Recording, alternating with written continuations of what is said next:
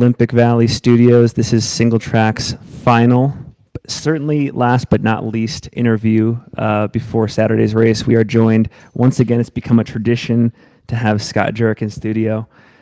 Scott, how are you doing today? I'm doing all right. I didn't know I was anchoring the last couple of years.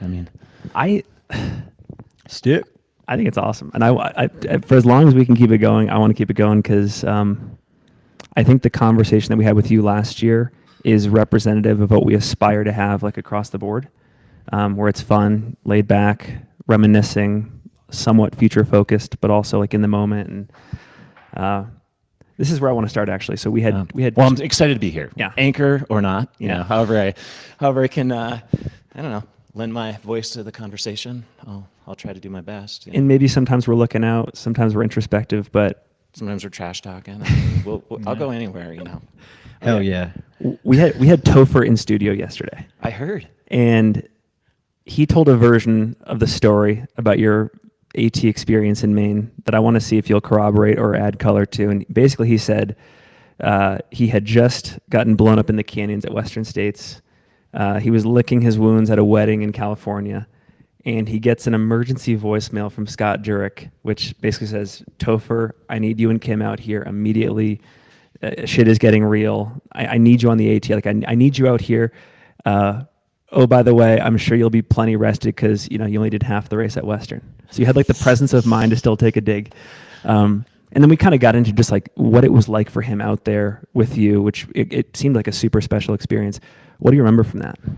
I mean, I remember a lot. Like I was in a really tough spot, and yeah, I was like, I still can throw some digs even when I was like, it was like desperation, like pleading, like voicemail, which, it's hard to leave those because unless you have that person on the line, like you want to instill, like Toph is just hard to get a hold of sometimes, even though I'm like, I swear he's like avoiding me.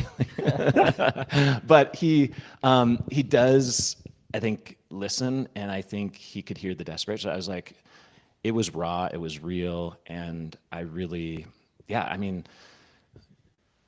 tough stuff was happening and had been happening, and I was just like, I need like Toph and Kim out here. Like I need some of these, like, Chrissy, Mail, and certain people like Jenny needed them too, needed Chrissy, like as somebody, like not only was she going to be on the trail with me, but like from a crew support standpoint, I mean, we basically were working with strangers and they were amazing, like Andrew Drummond, like we had some Ryan Welts, Christine. I mean, they were all like amazing people, but they just like hopped in like total strangers. We had never met them, and it was amazing. But I like needed an A team, and I wrote about this in North how, you need that, like those trusted members of a platoon that like can get you where you need to be. And I was like, I was just like so distraught and like so demoralized, and they came through. They like, One of the things that Topher told us, and maybe this is like just special about your personality, but if you trust someone, like you truly trust them, they kind of have your full faith and credit. And so when you were in the 100-mile wilderness section, for example,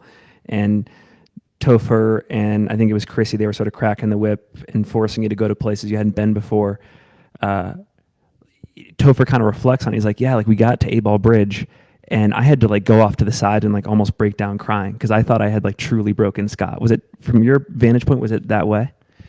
I mean, I heard about that. I mean, I was in it, and there were times where I told him like I remember it actually waking up, and we have like footage of this. This is where like I know at some point it's like the 10-year anniversary, and Jenny and I, we were hoping to get access. Like they shot 80 hours of footage, like the Game Changers team that was out there. Really? We missed a little bit. So we've always wanted to do a mini doc of some sort, and I don't know. I mean, I feel like it's still like real, even though I know the record's been broken a bunch of times, and it's like, but it's still so real and raw. And there's like so much great stuff that we couldn't access because they were in contracts with Netflix, and and we couldn't touch a lot of that footage, and they were just really hesitant. But now they've like given the green light, and so we're like hopefully going to make some. But there's some footage of me, and I remember specifically like, actually pissed off at Toph, just being like, like, really? Like, you're only going to give me so much sleep? Like, I remember getting That's woken exactly up. what And he it's said. like, You said an hour and a half. You So said a full I night. went from being like, I went from being like, just knowing, like, I knew they had to do what they had to do, but I was just like, at some point, I just like, yeah, by breaking down. And then, like, in the rain, that's when I left that voice message before they even came on board. It was like raining. I just remember like leaving it and trying to do my best to like get him out there. And then once he came out, it's like, oh, what did I do? Like, they're doing this, but like they almost are, like, he and Chris. This is what you wanted. Are they killing me? I was like so like sleep deprived, like brought down to like stripped past the core, if there is such a thing. So you have movie footage from the start of that project to the end. Yeah, I didn't and know there were some sections where the crew had to take a break, but they were like out there and phenomenal footage. And those that got to see, like when I went on book tour, we were able to like put together a little like to some music, no other like sounds besides like few occasional. And they have like we showed this little 10-minute thing, that video montage that some of the team that was on the crew put together for me so I could go on book tour. And some people have seen that, and yeah, so if we could put together more, so it's hard to do, we bet. I would love to just see like the 80-part series of just all the footage, like World War II in color.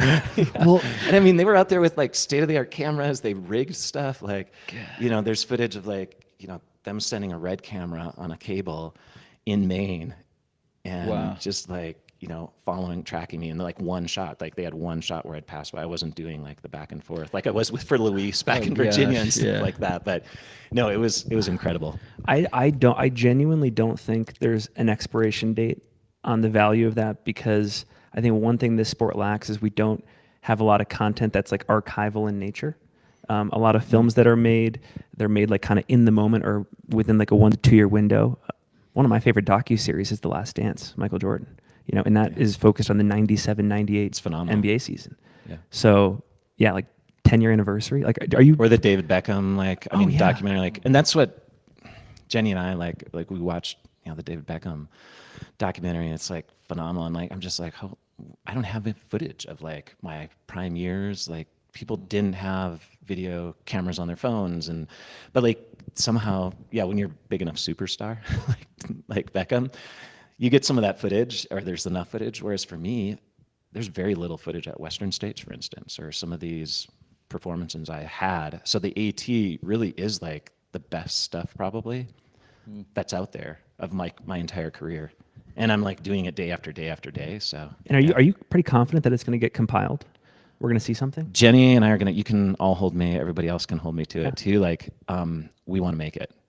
In some sort, like, put it together. Because it's like, it's the stuff sitting there that's waiting to be used. So, I'm really excited. James Wilkes, who was basically the ED or executive producer of Game Changers, he's like willing to, make it happen and stuff. So, and then you layer on, like interviews 10 years later, stuff like that. Like when we have some interviews, what's crazy, we have interviews with Toph, with David Horton, with Speed Goat.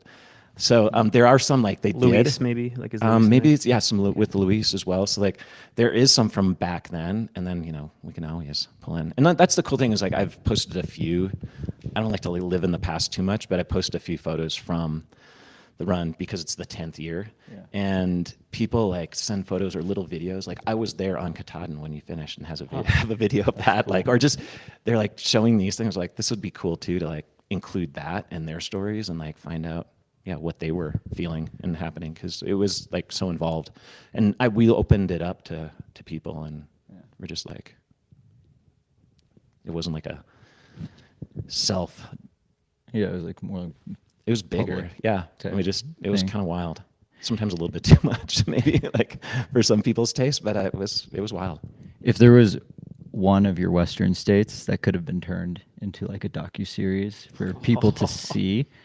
Which one do you think would have been the most entertaining to watch as a fan of the sport? Ooh, I mean... Probably 99, right? Maybe 99, just because I was just a punk ass like kid from Minnesota who's just like, I'm gonna like Was tear that it the up. who is this? The title would be the asshole Flatlander. sprinting up the leading escarpment? wire to wire. And I think what would be better is like all the comments, all the like spectator comments, all the naysaying, like that would be awesome to just to be like, get all that footage and then like have me like along or in like drone footage of back in the day and like kind of, I mean, I knew what I was doing in a way and like really studied things, but also like I was kind of a loose cannon, just kind of running like a wild man, just like, yeah, I feel like I can do this after my first AC. But I mean, I think other years that would be really maybe even more better would be like the year I, twisted my ankle and ran badly sprained ankle for 50 miles, or things like that where I like overcame, not leading from wire to wire and mixing up. And yeah, I don't know. It's hard. That's a great Like the question. Dave Mackey year, because that was like the year where I was really pushed. Yeah. And somebody like later in the race, I was running scared. What was the latest in any of the Western states where you were not in first place? Ooh, that's a good question. The latest would have been 2004, and I forget, Dave, what time he got to the river versus me. I think I had like a 20, which again seems like a lot, 20 minutes, but compared to other years At the where river. yeah. And you just don't want Dave Mackey breathing down your neck. Didn't want Dave Mackey breathing down your neck. Like, again, like hats off. I always give Dave Mackey a lot of credit. It's like the competition, it's just like this year, every year that gets more competitive, it pushes the bar up higher and higher. One last thing on the AT, I promise. I find it so interesting that David Horton was telling your generation, he was counseling you, he was saying, you do the AT at the end of your career. And here we are, 2025. You have Tara Dower and Joe McConaughey on the start line. They got in the hard way through golden tickets, and they front-loaded the AT in these long trails. And they're like, how interesting is that? It's very unique. And I mentioned, it's funny that you brought it up because I was bringing up to somebody, like, we always, like, you want to, like, get the best. It's kind of like you run your 1500, your 5K. I didn't have, like, you just keep moving up to the marathon. And then ultra's like, don't mess up things. Like when you have the speed, do it. And it is like flipping things. And like, had I done that stuff, but I was always told like, don't do that. Don't run across the country. Don't do stage races. Cause it'll mess up your real like running career in like hundreds. But yeah, it is flipping the script. But then you also see the specialists for the 200s, the 250s, whatever, and then the speed records and like Barkley. I mean, look at what's happening now out there. Like, is it better too to like specialize in certain elements? But I mean, yeah. I don't think back like I messed things up. I like the way I did it, and I may not have had the drive to do it. I might have just got hooked on, because I love like long big days in the mountains, and that's like my heart and soul. And I might not have maybe run hundreds as hard or tried to keep focusing on Western states and the record and keep coming back and throw myself into the fire. Yeah, it is a pretty big commitment to pick a year to do something like the AT. Yeah, I mean, it takes a lot too. Yeah. Now the way things are being done, like nobody wants to carry anything. they want somebody at their side, like, and that's a hard thing I think to accumulate. Like certain people might be able to like get, but to have a trusted group of people that's gonna dedicate or come and go, I mean, it's a huge undertaking. And you have to be young enough, fast enough, fit enough, like durable enough to do that too. Like putting in huge days. I remember when I helped David Horton on the PCT, I was doing mega days with him, slow, but long days and driving and all that stuff on top of running, pacing with him. So yeah, it's interesting. Yeah, I think it's all interesting stuff that's happening, and I think it's cool.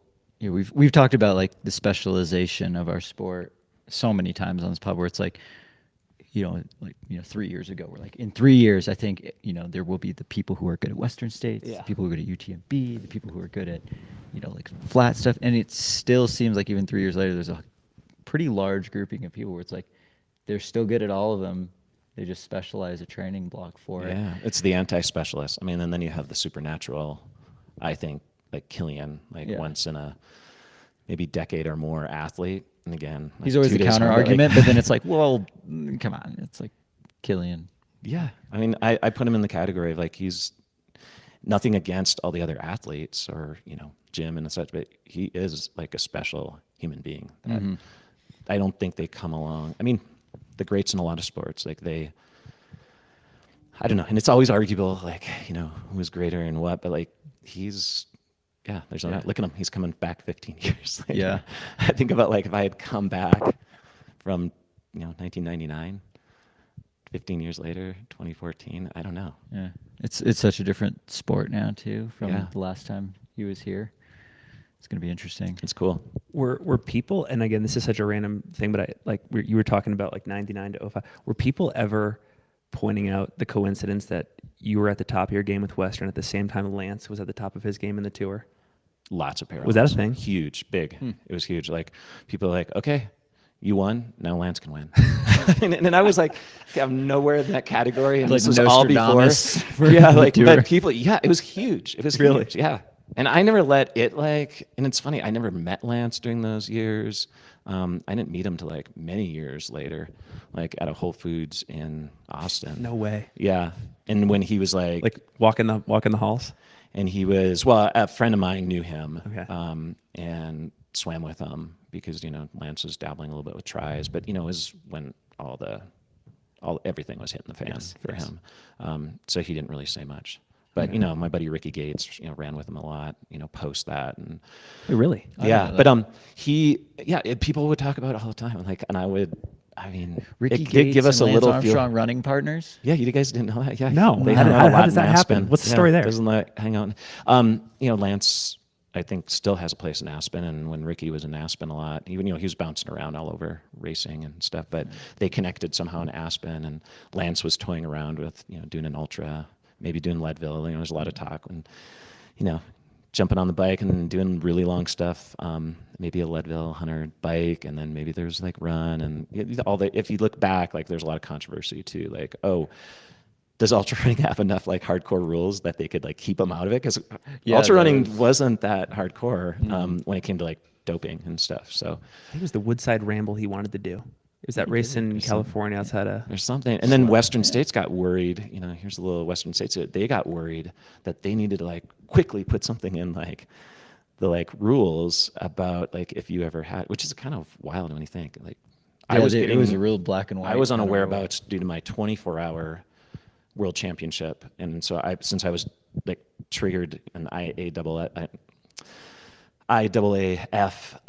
whereabouts, and so the International Doping Agency got in touch with USADA, and I was on a 1 year, but I was like the only ultra running besides probably Killian at the time on a whereabouts.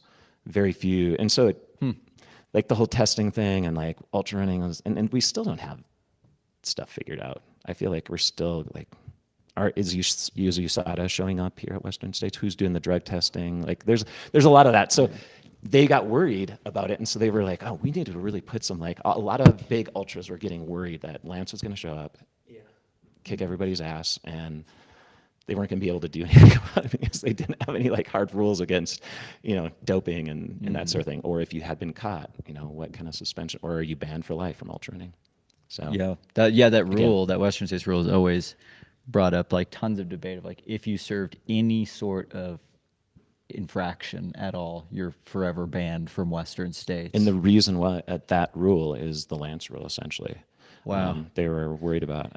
His shenanigans trickled all the way over to Western. And we do need to like clean up our act, I feel like, and just having better. Everywhere, even in Europe. Like I don't think the French dopage agency shows up. I don't think they're following guidelines. It's one of my things that I know certain people have gone really in depth on this, but I think we need to evolve that a bit more. But yeah, back to that was down a rabbit hole. But like in terms of Lance, in terms of Lance though, people were drawing that parallel, and it was cool. Like I remember trying to recover from my sprained ankle, and I was watching the tour, running on a treadmill, like biking, and just being like, he was. I think he was a hero to a lot of people in some ways, and then coming back from cancer and. But it was kind of funny. It was the same exact years. You had to really dig that one up a little bit. I had never put those two together, but you're But right. there was a lot of talk back in the day. Well, I just finished watching the book. I can't think of her name, Juliet something, but it's a postmortem on just like his career and stuff. It was just top of mind, and I was just putting together your string. Yeah. Like that's pretty wild to me. Yeah, whether or not, and just the fall of Lance, but at the same time, like the fierceness of competing and like just his, like, I mean, sure, there was a lot of negative, win at all costs, but like he still had to train his ass off. And like, I love Still to be reading able to about, ride a bike I've read, very well. it's not about the bike. And like, you just read about the workouts he did in North Carolina. Like that to me, like was most vivid, talking about the rain, the conditions, and it would like, fire me up being in Seattle and like what you got to do like when the weather is terrible, when you're so far away from a peak race where you can't quite see it, but you got to get your mind in it. Yeah, how did you get ready for the heat of Western states training up in Seattle? I came down here. I played with the rattlesnakes and hung out in the canyons. I spent as much time down in Auburn. I would like camp up at Robinson Flat, first in a tent with my truck, and just like hang out at Robinson Flat till like around 9 a.m. And as soon as the canyons started getting warmer, I'd head down to the canyons. I would run at the hottest time of day. Sometimes I used to I got chased out of like my first experience was like rolling up in my truck, parking at Forest Hill in that open like plateau area field. They used to stage the training run over Memorial Day weekend right there. Yep. And this cop like basically like did the once over on me, like, why are you here? And I was just taking a nap because I had driven from Seattle. So I was coming down to like check out the course, but also just to like get used to the heat. And I would hang out basically the hottest time of day. I would hang out down in Auburn and then wait till like 2, 3 o'clock, 4 o'clock, and then run hour and a half. I did 3-hour long runs sometimes like a week out just to like get ready for the heat. But it goes to heat training. Like heat training can be done, as we know from research, 7 to 10 days. It's not like altitude training. We need more time. So, have you been keeping tabs on what kind of training hoo-ha has been going on for this year's Western States? It's like because you said 7 to 10 days for heat, but people been like heat training for and like the 12 weeks level now. of how much like I've been hanging out a little bit and gotten to know Chris Myers, not just because he's Brooks, but like I don't know. We have this like I mentioned this like if you saw the little video, but he's Asian, half Asian, just like my kids, and so we have this like he loves like sarcasm. He like was gave it to me a little bit, just give me a hard time when I'm at like Havali. I'm like, okay, I like this kid. Like he's got to like he's Mr. like laid back. Oh, I'm not like super serious, but he's doing like 40 minutes at 200 degrees, and I was like in a sauna, and I'm like, that's. I don't know. So there's a lot of things where I think it could be honed down better. Mm-hmm. I think some people, like I have a sauna in my house because I've always loved like sauning, and I had friends in Minnesota. It was a Scandinavian thing. So even though we only have 620 square feet, I was like, I want a sauna in my house. So we have no closet space, but we have a sauna. If it's like 2 people, maybe 3 if you squeeze them in. But I sit, in a sauna of 180, 200 degrees for 20 minutes, and it's enough where like, I don't know, again, and then there's that, like, I think exercising in heat is so critical. And I know I've always been a big proponent. I really feel if you're going to heat acclimatize, and I know people are also doing it for other reasons, and some of the research that's come out of the cycling blood world. volume. Yeah, the blood volume thing. And so still some of that, I'm wondering what's going on exactly. I don't know. I think they're still trying to figure that out. So there's some benefit to like not exercising maybe and doing sauna, and just the effect of like having your body being able to adapt. I think there's a lot of things from a nervous system we don't know yet what's going on there, but I think you still have to exercise, like whether it's in a, basically the garbage bag, like work out in a garbage bag, or, put a bunch of clothes like old school Western states, like layered like 3 basically cotton sweatsuits on and like run, or like Badwater, having, running in a sauna that's specially designed for hockey used to do this. I mean, people went to didn't you do like treadmill with the dryer in a sauna? I never did. I was a big proponent of like go somewhere hot and run. I just was like, in Seattle, like, again, just never had the opportunity to do that, or the means to like have an apparatus or a space to do it. So I'm just going to go to Badwater early. And I actually like did too much, and I was sleeping in the heat because I was a big proponent of like everyone in back then was like, yeah, you roll down the windows, you don't put on AC. So for like a week and a half, I'd be down in Auburn, Sacramento with my windows down and then go up and sleep where it was cool and for altitude up at Robinson Flat. So I put a lot of miles on, but I was a big proponent of like, yeah, sleep where it's cool, high altitude, get the altitude in as much, even though it was like only 10 days. But the big part was exercising in heat. But that's where I had messed up in Badwater. I was actually sleeping and camping outside and just not getting, cooked myself. Like I was just probably dehydrated from so much heat. So, but it was like immerse yourself in it. So instead of hanging here, so many people could come up here early because it's nice. And then they'd hit the, I don't know, just the blowtorch heat of the canyon, especially on a hot year where you haven't had the air move out. Mm-hmm. So. Yeah, it seems like. Or you come from Seattle, where I would be running in the rain, literally, a week and a half before the race, and it's like heat training is like two parts right now. It's like the potential like physical adaptations to it with like maybe being super hot in a sauna, but then also like you need to get good at doing more than just sitting when it's hot out. Because definitely. At Western States, you're ideally not just sitting there when it's hot out. No, you're exercising. So I mean, I heard somebody mention like Adams, like he's basically in like some kind of like fish or ice house kind of thing, or oh yeah, he was talking about that, like the ice fishing tent. Yeah, ice fishing tent, which I grew up ice fishing. It's actually not a bad idea, like to simulate a hot environment relatively cheap. You have one laying around, or somebody's like, they're not using it this time of year. Yeah. But putting a bike in there, like just again, it's not maybe as specific as running, but you're still exercising. Mm-hmm. So yeah, and like cooling strategies, like we were all thinking about this stuff, and I think, yeah, those of us, like you still like, as much as everyone says, the science day, everyone's getting so, we were all doing it. It's just maybe it wasn't documented as well. Yeah, it wasn't documented social media, as well, but everyone was adamant, like rolling down the windows, driving during the heat of the day, wherever you were, like Southern California, wherever, like just get as hot as possible when you're not even running. Like maybe it's like what people are doing now with the sauna when they're not exercising. If you sit in a sauna and you don't post about it on Instagram, did it really happen?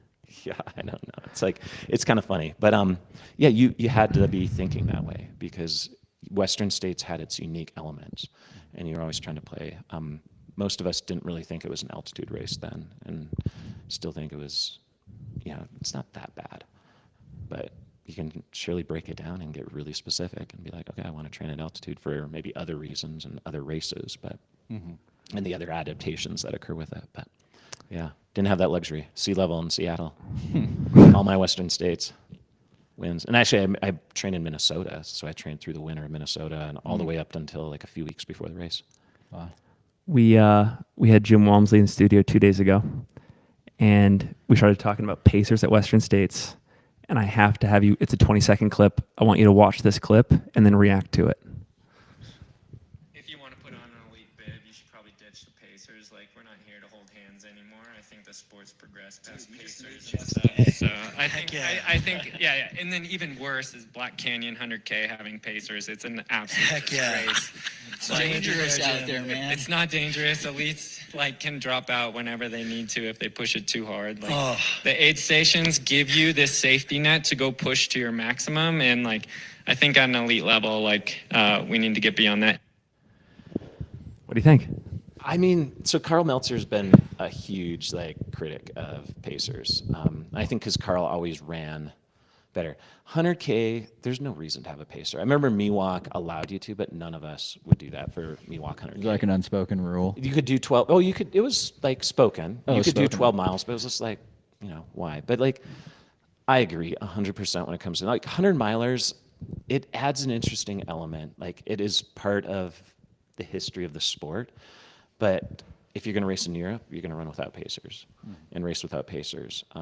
Maybe we ditch the crew. I mean, maybe we just go raw dog style, if you've heard that term, raw dog ultras all together. We've talked about this for no Western crew, States. no drop bags. We carry all, I don't know. Jim's where do you draw the line? I mean, I love Jim. We were on, Yeah. we were talking with Hal and Dylan. Yeah. It was fun to actually, I don't think I had actually sat next to Jim and been able to ask him a few questions too. So it was about his look. I mean, I've from talked to 2016. him, but on air, on the record. And yeah, I mean, then you start, so it is, I think it's a cool aspect. Pacers do help. And I'd be to Carl, well, if you're anti-pacer, you're missing out.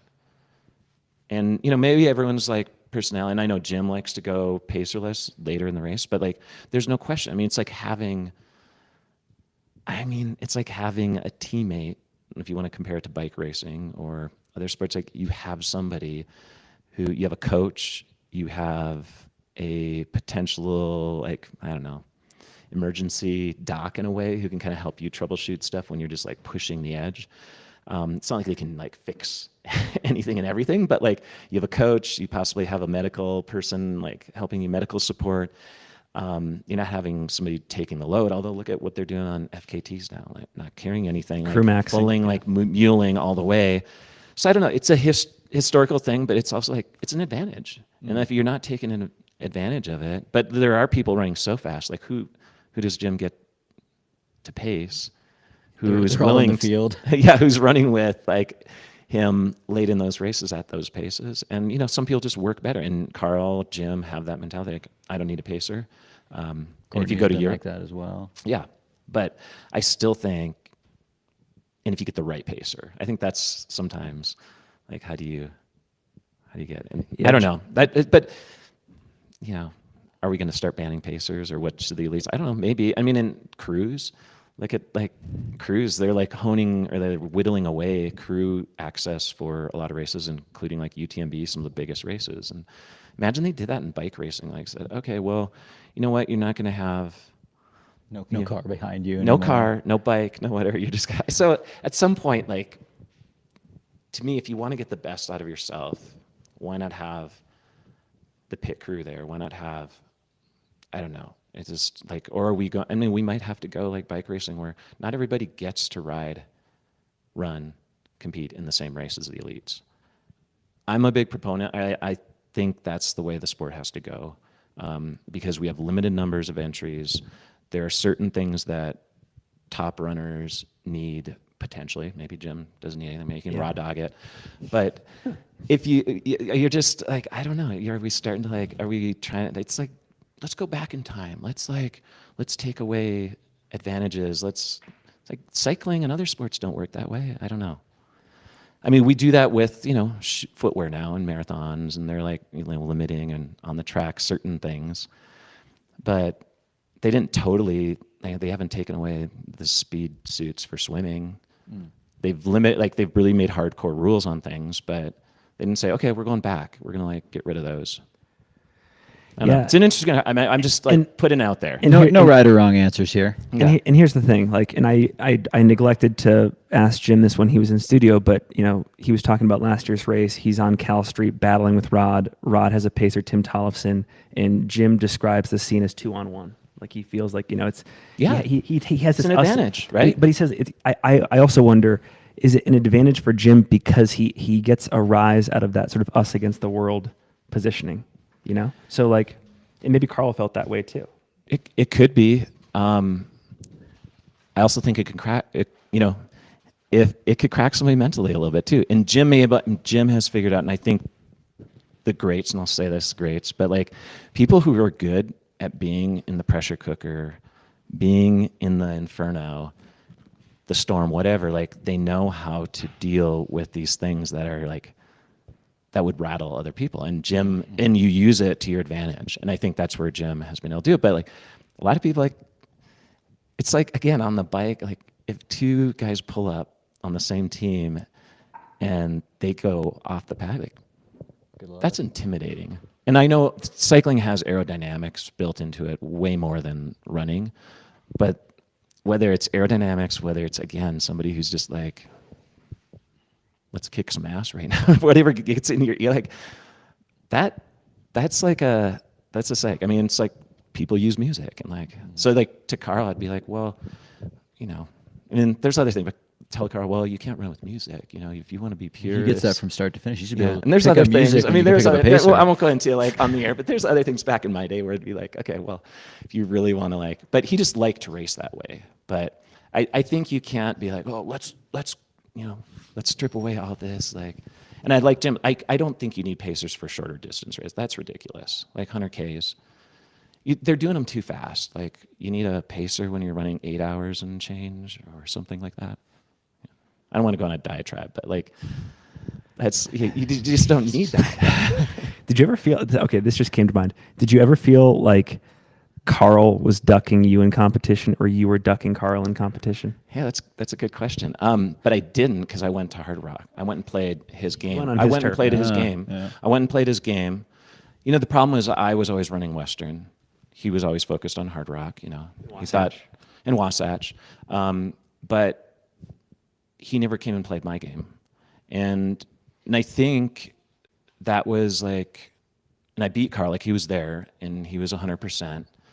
And, you know, I broke the record, but nothing against, and to this day, like Carl and I have like a friendship and like, but we love to do it, but like, and I never said like, hey, come into, like, we, you know, maybe say a few things, you know, a little bit back and forth, but I think you went where your strengths were. And I think Carl maybe thought like, oh, he's just a fast, like Western States kind of guy. You know, he likes to race on the track, race on the roads of Western States.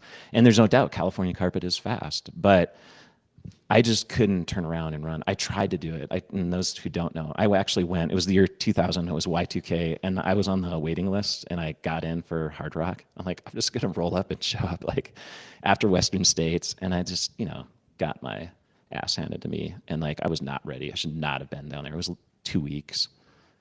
And with the way the calendar rolled, but it was like Y2K. I'm like, I'm gonna do something like wild and just run. The world's gonna end. Yeah, I'm like, let's do something wild. I'm like, yeah, you know, I'm moving up in the list. I'm like, I'll just go to Hard Rock. And I remember at mile 42, I'm just like, this is crazy. Like people are like, that's where we're going. And I was just like, what? Like my legs were so fried. And yeah, but Carl was like, he was the mountain man in terms of like rugged mountain stuff. But I felt like I ran rugged stuff. I embraced rugged stuff. I just didn't race those races yet until I went in 2007.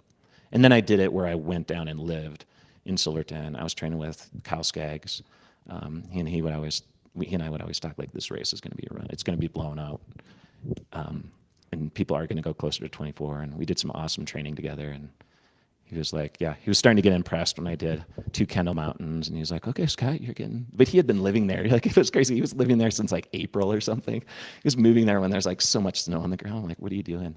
But yeah, he so badly wanted to race that year. And had Kyle run that year, that would have been interesting. Like Kyle, Carl, and I, and the handful of others that were kind of like pushing. But they were just like, Hard Rockers were irate that people are starting to creep into that 26-hour range, and then when started going, you know, 25, and then of course, then Kyle just like made it not fun anymore for a while. Yeah, I mean, he just like, but we all knew like that's where it was going, and people were figuring out. And when you live long enough at that altitude and train down there, you're doing the terrain, and spending 5 weeks down there, it was evident. I was like, okay, you can start feeling better at these altitudes, pushing super hard, running up to 13,000 feet, doing tempo workouts.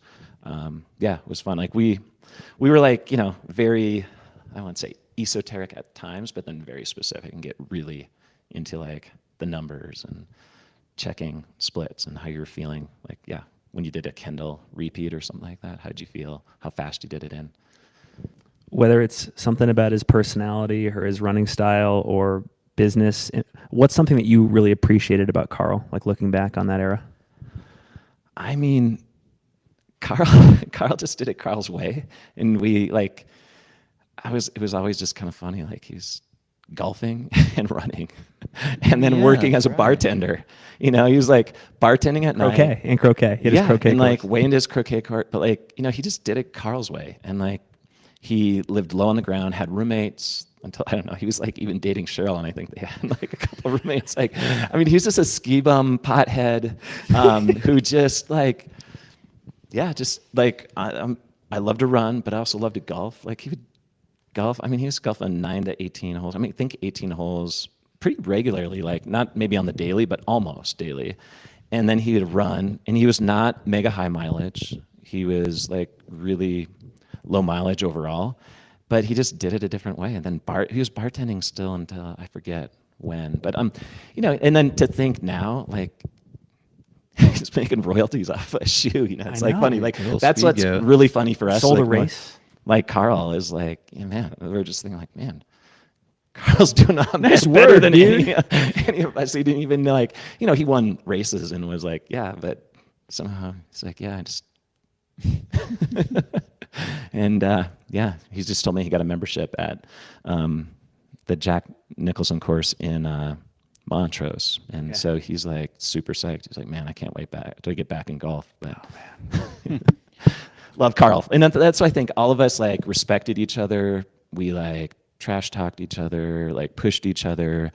You know, when Nate McDowell broke the record at Wasatch, like we all like, there were some of us who were like trying to do things in different ways, and then there was Carl just like trucking along, listen to Strange Folk, you know, just jamming out like out on the trails, you know, with his like Sony Discman and his like headphones over the top. That's and, like, incredible. Yeah, and again, it was just, and we didn't actually ever see each other a whole lot. We ran, you know, occasionally like at the Trail Walker race over in Hong Kong as a team. I actually roomed with Carl. I wrote about this in Eat and Run, and like, he's a special person. I mean, everybody like that we hung out with at the times when we had those times to hang out with each other and race against each other and meet up. But why wasn't he there? And then he finally came to Western like way, of course, after. Yeah. Like, Yeah.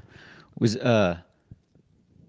during like, I don't know, I guess during your time in the sport, was there ever like a performance or a course record that someone set where you were like, oh damn, I don't got that? Because it seemed like a lot of like collectively you and all your quote unquote rivals were like, you know, someone had scored, you're like, okay, cool, let's go try and better that. Was there ever anyone where it was like, oh, nope, no thank you? Or did everything seem still like pretty approachable?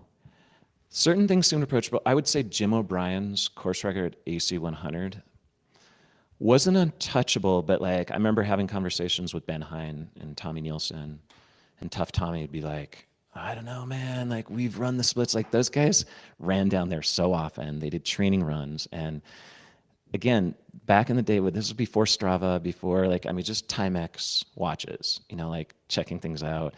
And they just like, were like, something's off. And like, I think back in those days, there was this like questioning. It was kind of like, even 2008, you think of Killian, people thought he cheated. Like Mike Morton, 1997, when he broke the record here, they made him sit in a chair at Forest Hill, get his blood pressure taken. I don't know what blood pressure is going to show. Like they made him sit in a chair. They love doing medical Norm things. Klein, you know, bless his heart or whatever. I mean, they were like, we're going to sit him down, check his blood pressure. Like, there's no way he can run this course as fast. I mean, there's, you know, the hard rocker, old school hard rockers who just thought like, we got to make this course harder. Like, there's a lot of that. And Jim O'Brien's course record wasn't coming from other people. It was coming from the locals, Ben, Tommy, who were like, studied that course, Gabriel Flores. Like, they were just like, something's off. Like, did he cheat? Was it back in the day? But again, he was a fast runner. Like, a lot of people knew that he could run on the roads wicked fast. I think he was like I want to say a 220. I could be wrong, but he had speed.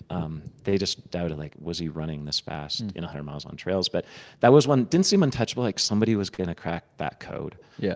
For hundreds, I'd say that would probably be the close, but everything else was like up for grabs in a way. It's like, let's go do this. And you got to credit Ben Hine. Like I spoke about yesterday, like he was the bad boy of ultrarunning. You know, he'd get in fights with Andresen, and again, I mean, love Antti. Like we had so many great personalities, but he would get in tit for tats. Like, and this was only in writing because nobody like did this. There was no internet. Like then. mailing letters back and forth. No, like in writing of,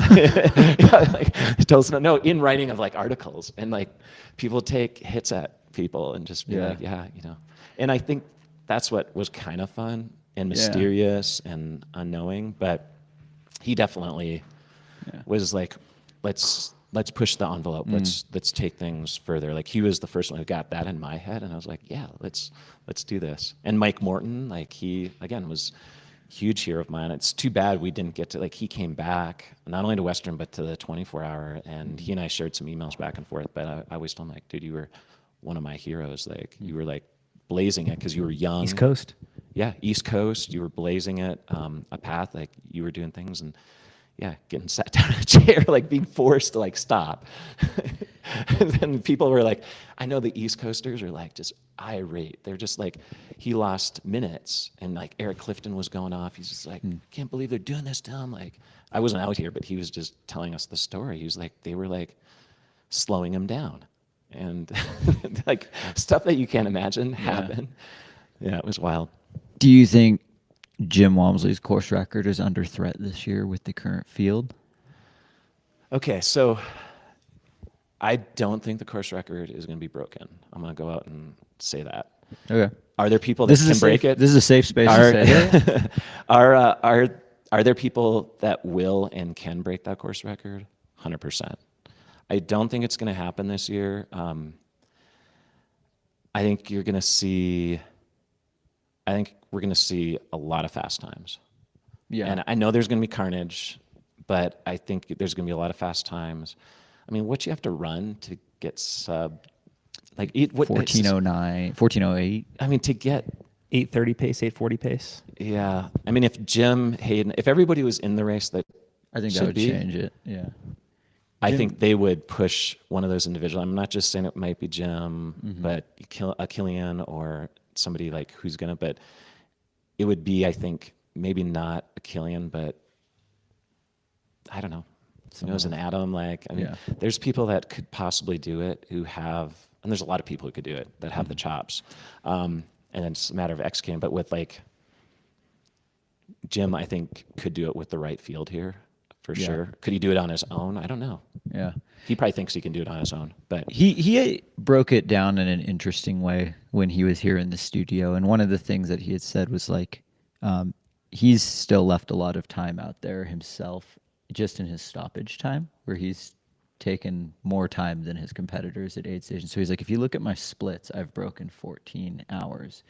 Some of the other guys in the field, they've minimized their stoppage time to like 10 minutes throughout the whole race. you have to. And we would do that, yeah. And he's like, and they're still 30 minutes off.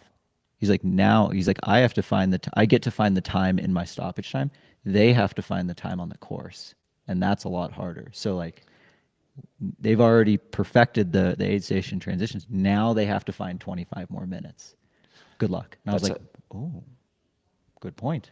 That's a hard thing to do. Now, I have to question, because we would always look at what Western States would, like, is he or somebody in his crew timing that stoppage time? Because when we would look at, and then again, this is old school, we would look it up, and we were all about, like, it was Indy 500 style. Like, and that's why I'm blown away. All these people, like, changing shoes or doing things, and like, oh, well, you want to use that time wisely in aid station. I'm like, this race is too short, especially the way things are being run now, to need to take time in aid station. Like, you want to maybe right the ship, but that stuff should be done on the trail, not in the aid stations. You should be able to take what you need. And this is maybe to Jim's point, like, okay, go crewless then or something. But I don't think we should. Like, I think, but you shouldn't have to, you should have things dialed where they shouldn't have to do a whole lot there for you.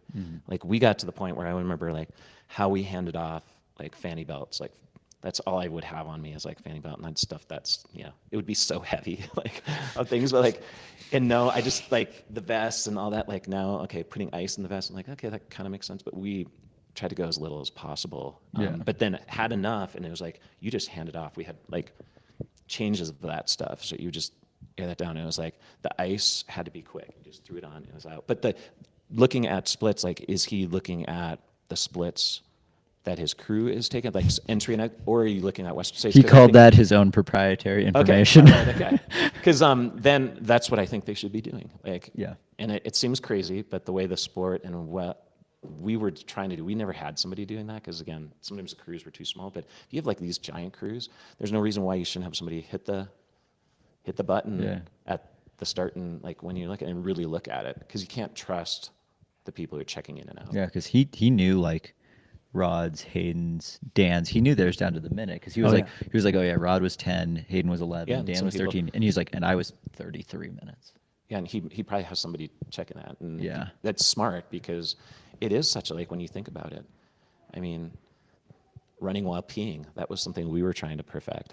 Yeah. Like, I mean, it sounds crazy, and like just movement forward. Like, can you pee and run at 8-minute pace, 7-minute pace? Like, just like, again, it gets kind of wild, and it's like out there, and it's like, okay, is it too much over the top? And again, is it better? Like, are you mentally reset better if you do a shoe change, or from a like quiver, or like if you look at like skiing, like the best tools for the job, like do you switch shoes? I don't know. And like Yeah. the type of course this is where it gets more roady. Throughout your 7 states, when you were racing, did you have splits like memorized in mind, or were you racing mostly off batch? Or didn't have? Like Ian Torrance the first time, like we would write them with a permanent, like like pointed marker, and they were written on. It was like tattooed, like down the arms, because a lot of it, we just didn't wear anything extra. It was like a watch. I mean, I preferred to run shirtless back in the day, and then once I got sponsors, like, no, you got to have a logo on. You got to be wearing the logo. And I was like thinking about henna tattooing and stuff. Like the logo, just because again, I was like, this is the coolest way to run. You know, you shouldn't be wearing plastic on your body and that sort of thing. So what we would do, and then we got more specific, and it was, you know, written in, like, typed in, printed out, you know, usually a wristband that was like packing tape, laminated. Oh, like the Those splits. quarterback Yeah. playbook thing? Yeah, but very small. Like, Yeah. you wanted it lightweight, you know, Yeah. like, it was obviously printed, so Yeah. legible, but like you want to be able to look at it quick while you're running fast. I'm just Like, those finding splits.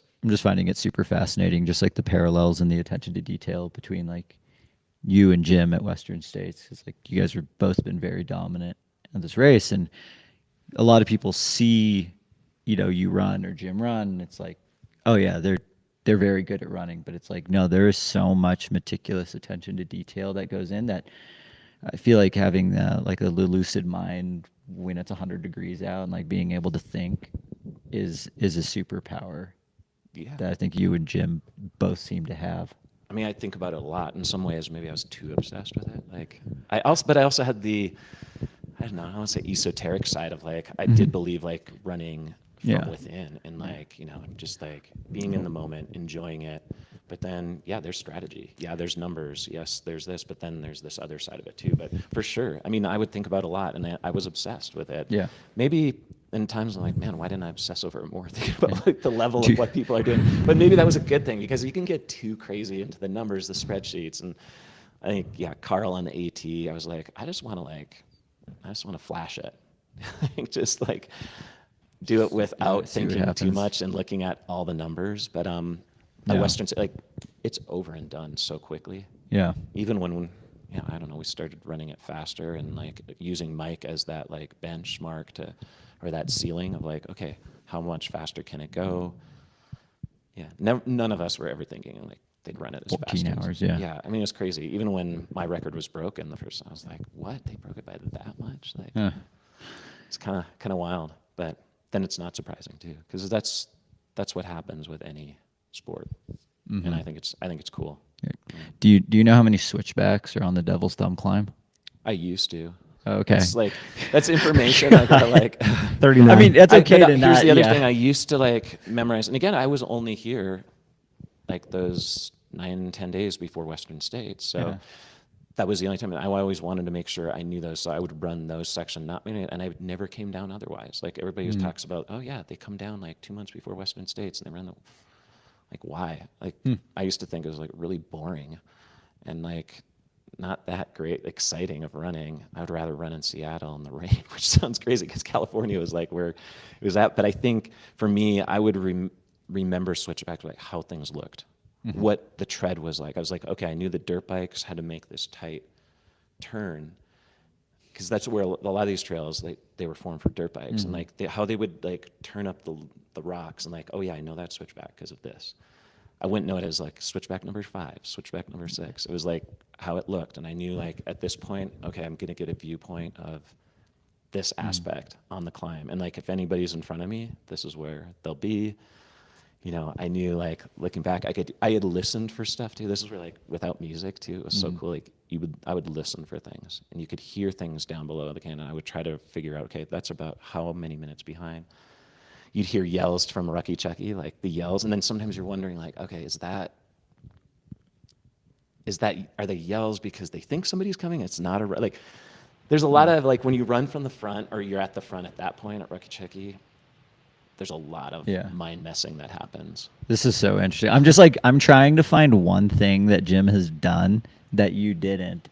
And I like, so far I haven't really found it yet. I mean, I'm like not going into like the training stuff because that's just like it's just different. But like in terms of course recon and stuff, I'm blown away right now by this. Well, I mean, I didn't run, 1 hour and change for the half marathon or anything like that, like, or what he could do. But like, and I guess I didn't we were experimenting with holes in the shit, and I asked them this about like, okay, what was with the get up your first year? Like, what was going on there? Because I just, and he was like, well, you guys were doing these things, and I thought maybe I need and that was like hack the shirt up as much as possible. It wasn't like an homage to like metal bands but back in the day, like some of the California runners from the Tamalpa runners, they had like half shirts and whatever you want to call them, belly shirts, whatever, crop tops, and they made them that way. Like they actually sewed them and they'd have them produced that way. And Tamalpa runners like constantly like they wanted to show their like again, club names but be as light as possible and cool. And that was the thing. And like we did experiment. Eric Clifton, I think, was notorious for like putting holes in shirts. Like holes in race bibs was something I remember from ski racing, like crumpling the race bib. Gotta crumple the race bib. Crumpling the race bib, and people didn't really do that, but that was like something I did, came from ski racing. And so it was like people were like, what are you doing? What are you doing? Like, and some races would try to be like, oh, you can't fold them this way or you can't do this, but I don't know. All kinds of little, probably useless things that nobody get wants you to in the hear race about. mindset. Yeah, get into the race mindset, which I was doing all the time, thinking about different things, and like I probably could have thought harder. And I think that's the thing is like the more years a race or in a sport is evolving, people start thinking of more things and more things and more things, and other things you don't have to think about anymore. It's like the watches now. You don't have to really like you can hit a button and split tops out. I mean, we had lap, You buttons have on a elevation watch. profile. Oh no, gradient. Yeah, but it's like, but at the end of the day, does that matter? I think it's more like times and eights. Like the things that really do matter are if you're not losing, but if you're spending 10 minutes not running, all of those things better be helping you a ton. Because like you were saying, gaining that time running is huge. Would I have liked to have like 10 extra minutes at the end? I think everybody would, or be closer to somebody, be within eyesight of them or earshot of them. Yeah, that's huge. Yeah, it's wild. We had, so one of the things we talked about with Topher yesterday was now that he's the president of the board, looking into this possible reroute through the Granite Chief Wilderness. And one of the opportunities of that reroute is you could greatly expand the size of the field at Western States. We couldn't get him, understandably, on the record as to whether he'd want to see 1,000 people at this race or just a few extra.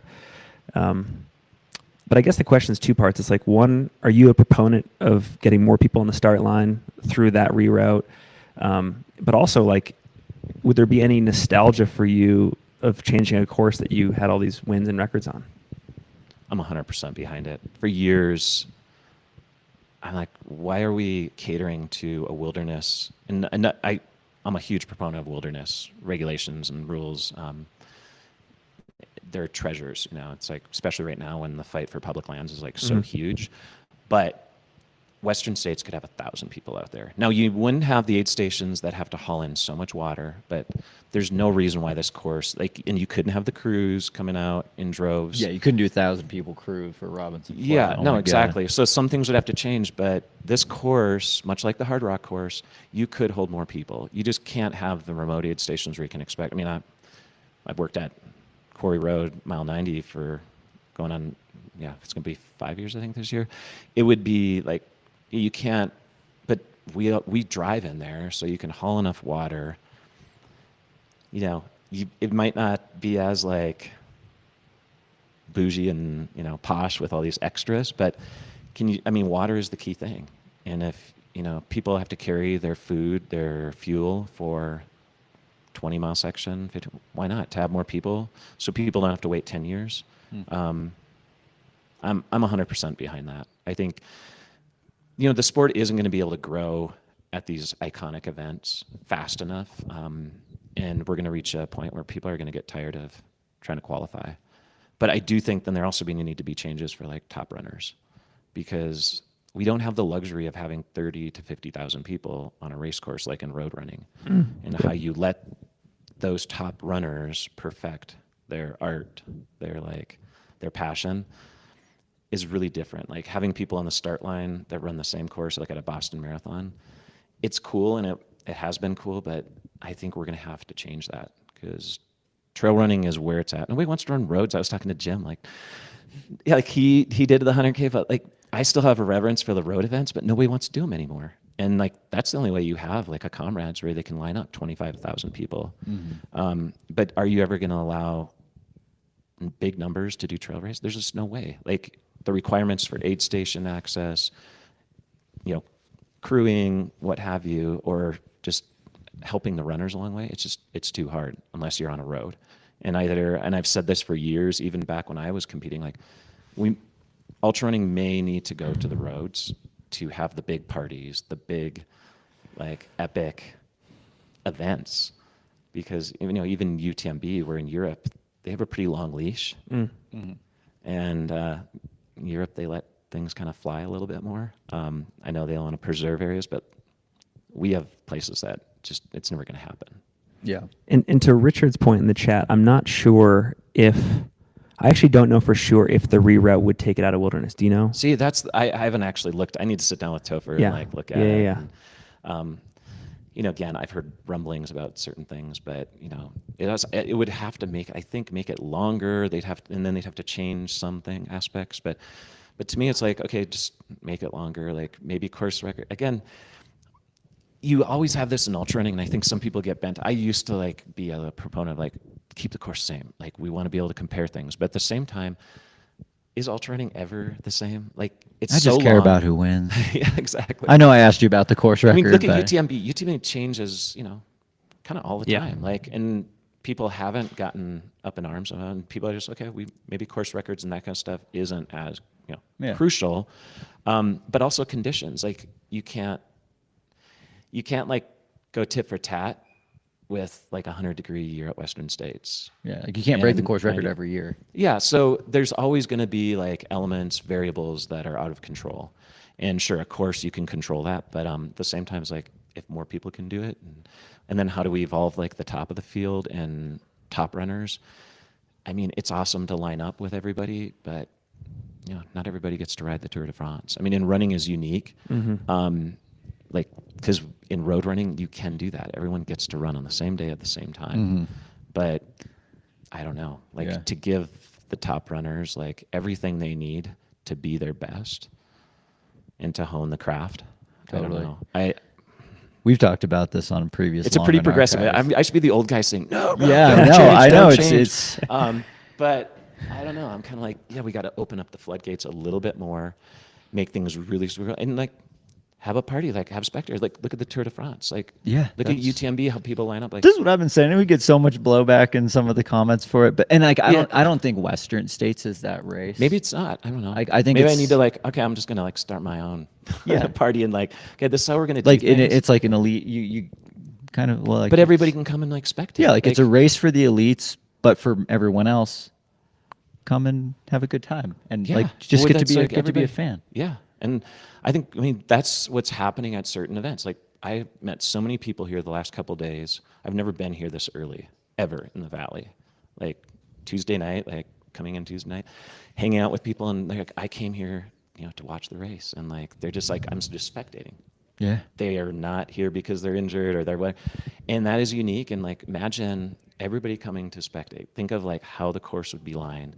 It would be insane. It's just like People camping out the week dude, before. exactly. Like that's like how the tour works.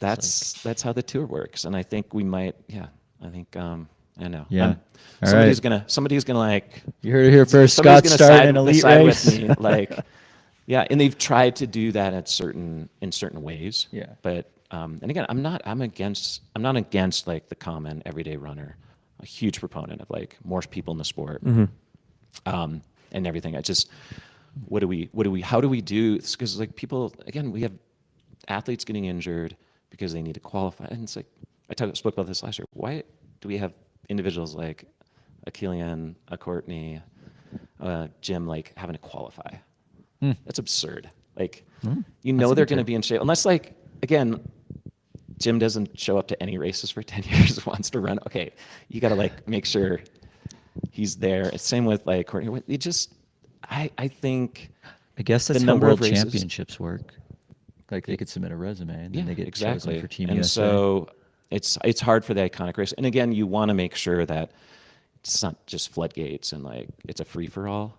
But I think that's what made the old days of ultrarunning unique. In Western states, they would let people in fairly close to the race, like a Rich Hanna, like world 100K champ, 217 marathoner. He was in the mix because Norm Klein, or at the time, Greg Soderlund was race director. He was like, yeah. Let's bring it. Or Tom Johnson decided to come back. Like Tom was always fast. Like you knew he was going to perform, make things interesting. It's not favoritism. It's just like these are It just athletes. increases to the storyline. And like how much are athletes destroying themselves to like qualify before they even get here. And like, some would say like it's fun to have. I mean, it makes the sport interesting. Yeah, we to need have something to qualifying. talk about. Yeah, have qualifying. Like you don't want everybody like just training their asses off for 9 months and not seeing what they're doing. Like, but everyone's going to race some. Like we raced to see where our fitness was taking us. Maybe we weren't racing 110% like we would at Western or the big races, Hard Rock or AC 100, or on the East Coast, whether it was JFK or Vermont 100. It was, to lead up to things. So I think you could still have those. Because some people argue, well, you wouldn't have the competition at these races. I think you still would. This is possibly an interesting follow-up, and it's actually something that like Brett and I and Jeff and some folks we've had on the podcast before, we've been kind of trying to figure out the direction here. And I have learned that it's not really as new as I thought it was, but it's sort of like deciding on the amount of attention you give people who are at the top of the sport like yourself and people who are at the top in a different way, like influencers. I mean, even dating back to the middle of your career, I know that there was like in the media clashes with you and Dean. Where do you stand on that stuff now? Beef. Is it still a point of contention for you in terms of like where we place our attention around performance versus activism? You know what I mean? Yeah, I was kind of a punk ass kid then when I said that. I said some, I'm not dumb things, but kind of just off the cuff, and like I got a lot of flack for it.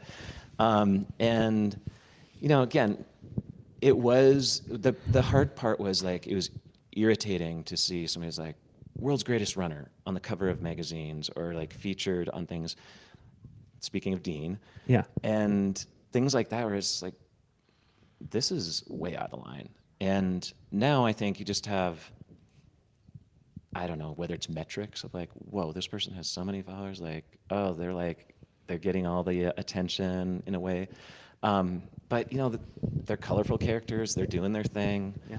So I think it's just different when, And their followers think they're the best still.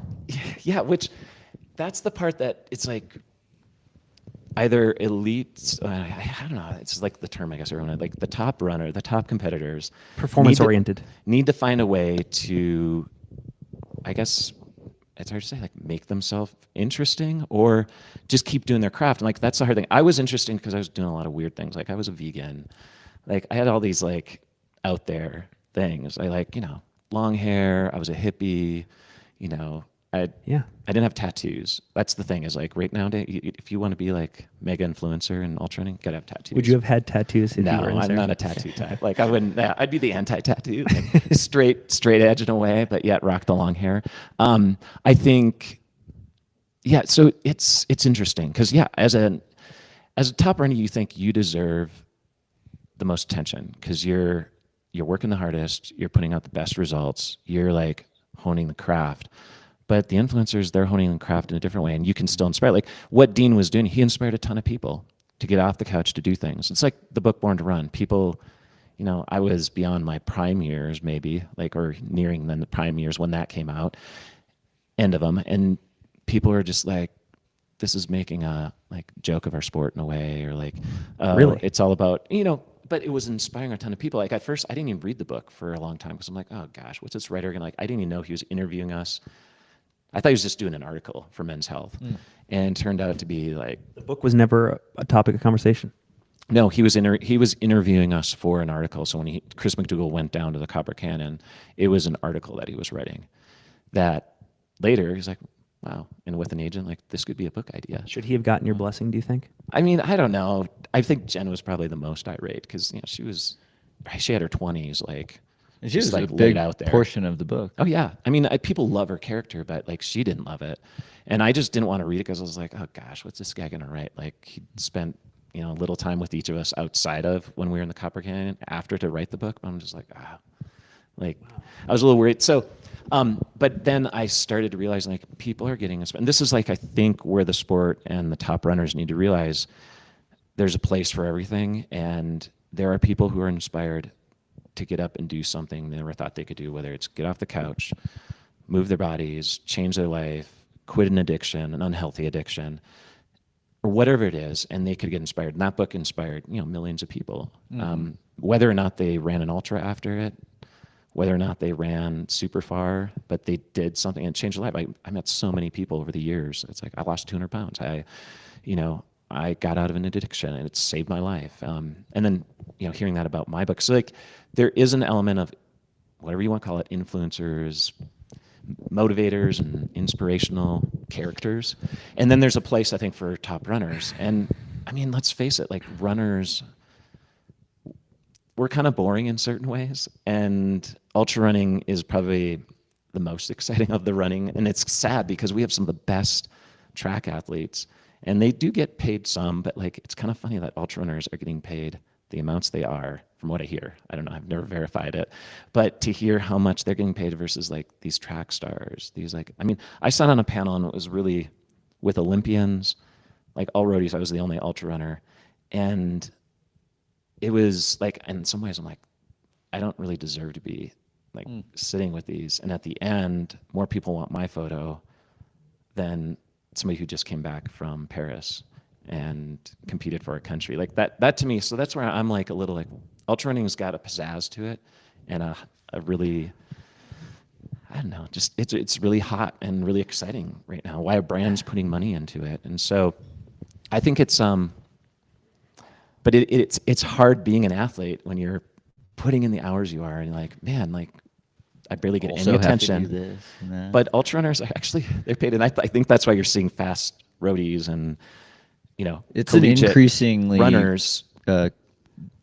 It's more lucrative, I think, in some ways. Like it's a more popular conversation than it once was. They're like, the track people are like, wait, they're making what in trail? yeah. Okay, let me see what this is all about. Yeah, Like we're seeing it happen a little more. And there's less numbers. I mean, whether it's getting on a D1 collegiate, scholarship to run to, just make it as a distance runner down the line, like survive out there training, being a professional, trying to make it at the marathon or the road events, 10K or on the track. Like it's a hard pursuit for sure. And just like so competitive. track and roads, it's like it was always a pretty sterile sport in terms of like you do X, Y, and Z, you're popular on that, like even more so than ever. Yeah. Of just like pretty quickly then whether you will have any chance of making it or not. Just like get your lactate levels tested when you're in high school. It's like, nah, you're way too far away. It's sad because like the dream of being There's no mystery. The Prefontaines or the like people who maybe weren't like predicted. It's like, and it's sad. A lot of sport. I mean, pretty much all sports have gone that way. It's like you got to be really hardcore from the get-go. It's like I have kids 7 and 9 now, and you just see like already if you're not like envisioning training or practicing 3-4 times a week, 2 hours a day, like, and somebody was saying like, yeah, everyone who's really good at certain sport, they're homeschooled because it's like they do sports. It's almost like the Russian Eastern Bloc like mentality of like, okay, you will be an athlete and from, age 10, 9, 11, 12 or whatever, like you're going to go down this path or whatever at high school age, 16, 18, like you will become an athlete. So I think, went down a rabbit hole, but it kind of all relates about running. Yeah. Like where we go and like the sport of ultra running and trail is really hot and it has this attraction, but then there's also like, hey, wait, and ultra runners should feel pretty lucky right now because it's like you can actually make a living, but then there is some of that like what they have this and they're just being an influencer, and I can see that being hard to stomach sometimes. But then I think there's room for everybody. Everybody's going to have their thing. And then I say, well, I don't know, you have to have like a really cool story. I mean, some of my, like, why did I get the attention I did? So I was probably doing things in I was beating to a different drum. I was a vegan, I was wacky, and people like used to criticize me for certain things like my diet, like, oh, if you ate meat, you'd be faster. And I don't know, I think, so being unique is probably helpful in some ways to get more attention, but for sure, performing well is great, but having a story, like, there's all these things now. Like, what inspires people, what gets them to like click your post, like it, and that's a whole other thing that messes with people, right? Yeah. Strava, like training, and it's kind of wild. If you set aside whether or not your point of view has changed since then, are you happy that you were outspoken baseline at that point in your career? Yeah, I'm not going to take back. I mean, I was who I was, and it wasn't like I was that like outlandish and like, you know, just as far as runners go. But runners willing to speak your mind. Yeah, I think willing to speak or having the ability to. A lot of people, it's like didn't get interviewed, you know, and I guess like Western states, like in Badwater, I went to Badwater not because the attention was there. It was like, I got to go see what this race is about. And I always like tinkering in the other, or like dipping my toe into the other realms. And, you know, Badwater was just one of those wild places. Like Hollywood loved Badwater. Like it was getting all this attention. Like, okay, I'm going to go see what this, but it was hard to get in, even for me. Had to like really go through some hoops, and yeah, it was kind of wild. Like it's always been like an element, I think, in our sport. Look at Wide World of Sports too. It's like, who did they cover? And then we get into like, you know, gender and these other aspects of like equality in the sport. Like, yeah, where was the most attention placed? Like there are always people who are like, oh, this person's like sellable, or this person's interesting, tell that story. And you know, it's happened along the way. Like and then you look at like the athletes, the ones that garner so much attention. It's like the badasses on the field or out on the course, and the badasses off the course. Or the ones who are really great, who keep going back and showing up. Maybe that's like a Western State. If I had started losing Western States, would I have garnered as much attention? Hard to say. It's like you got to perform, but then you also have to. And I think I genuinely loved like hanging out with people, and I loved the community. And I think that's where I see some disconnect with like top runners. It's like in some ways, maybe not all of them. I'm generalizing, obviously, but you know, it's funny. Some people don't even want to approach them. They're kind of like out of like the untouchables. It's funny. Like somebody said, "Can I take your picture?" Of course, you can take my picture. Yeah. But to top runners, some of them just don't like it. And in our sport, you can't do that. And so I've always been a huge proponent of athletes should embrace the community. Like, do your thing on the field, the course, but you know, you can't afford to be like a total douchebag to somebody who wants like a photo or like, oh, or you're not getting 15 minutes of your that time. much. Yeah, you're not making that much. Like, whereas the ballers who are out on the basketball, you name it, like they can say that to people because they just like don't want to deal with it anymore, and nothing changes. Yeah, what's your salary over under for turning down a fan photo? I just think like, yeah, it's just that is a good question. I mean, I think because that's who I am. Like, I'm not doing it just for like fans and all that, but I genuinely like talking to people. And like, I was a very much introvert, shy kid, but I like to talk to people. I think people do need people to look up to, and they are inspiring other people. And the world is a better place if we can like spread that around, and it permeates and grows versus like, oh, you know, yeah, I can't talk right now. Sometimes I do have to get somewhere, right? But I will run late to like say hello or talk to somebody. And then I think I've always been that way. Like, I used to hang out on the track after I finish, and like, not because I was like, okay, I'm going to be a good sports person and like cheer people on. It's like, I genuinely loved like the community. It was like showing up to a festival and hanging out. And I wanted to like take that all in. Yeah. And it's hard. It's hard when you're a professional to the point that the sport is maybe going now. It's like, oh, I need to sequester. I definitely like sequestered myself and took time before the race. I mean, that's why I was like a ascetic monk and like hanging out in the canyons. Nobody was doing that. Yeah. Yeah. And coming and sleeping in a tent. We got a Scott seat. Oh my gosh. It's been a minute.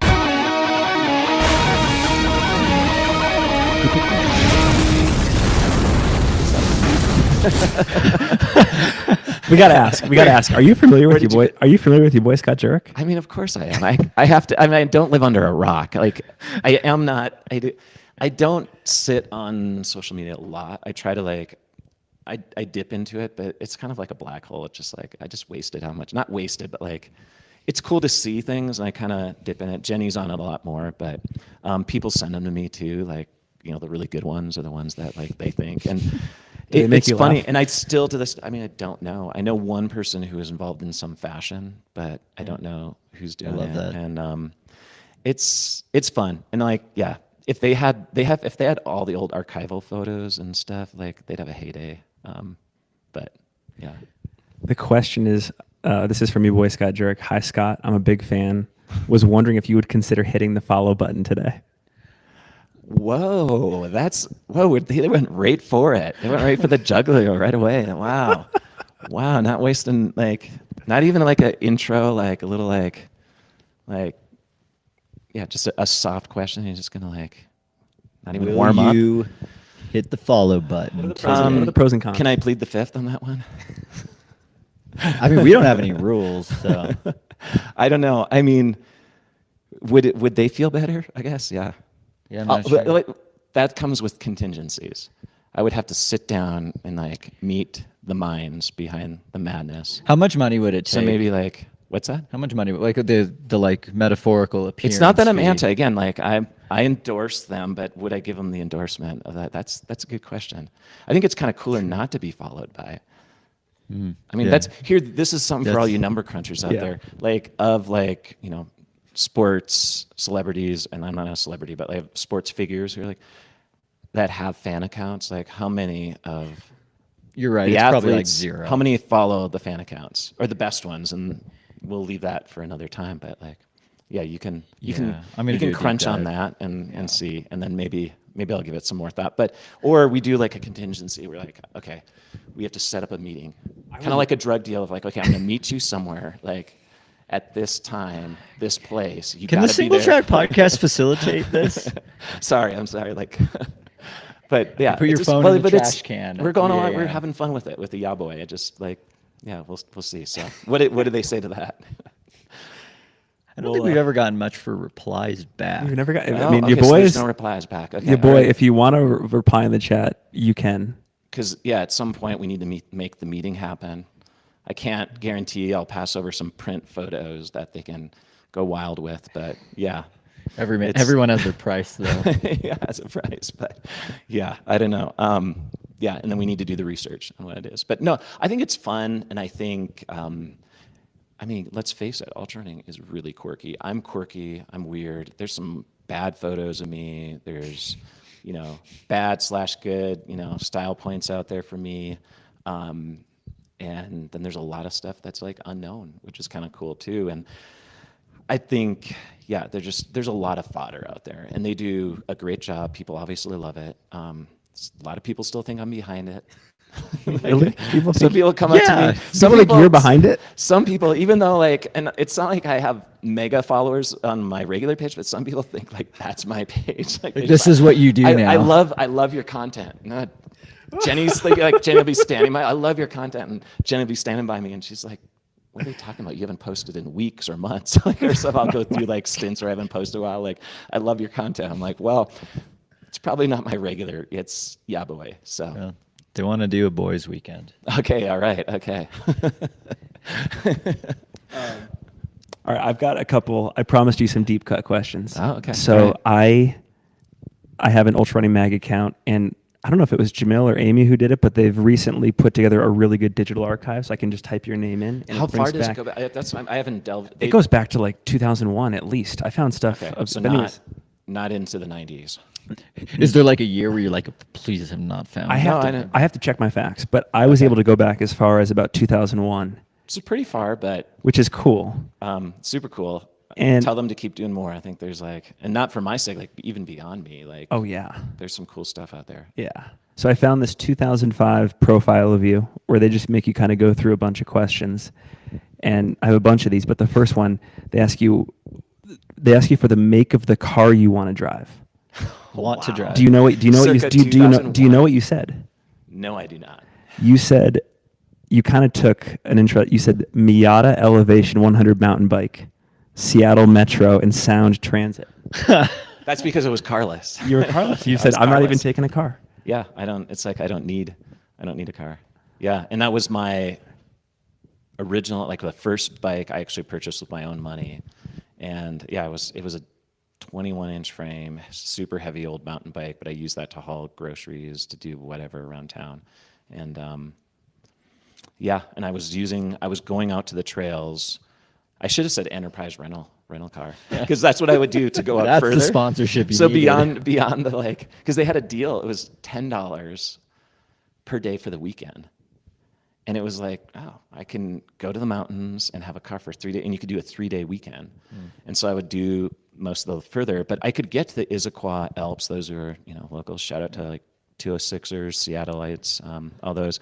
I would hop on because I lived on Capitol Hill. I was very close, like less than a mile to run down to the bus stop. I could get out to Cougar Mountain, Tiger Mountain, even Squawk Mountain. I even looked into going out to Mount Si. It was too crazy, so that's when I started renting the car. But I was like, I'm gonna keep doing this. Like I had my VW bus had an engine, like an old used engine that needed to go into it, and I actually sold that thing to somebody. It was a Vanagon 83 that I bought from a buddy, but it blew so many different engines, and it was like doing the Jetta conversion. Those are familiar, like any VW van fans out there, but it wasn't running anymore. It needed a new engine put in it, but I had bought the engine, and then after a while I was like, I'm going carless. I'm going to get rid of this thing. And I actually sold it without working. I used to push it. Brandon Sabrowski helped me. Yeah. Sometimes we'd be going for a run, and he'd have to like push it back and forth so I wouldn't get tickets. So I'd like, hey, can you help me before we head out and do our track workout? Like, let's push this thing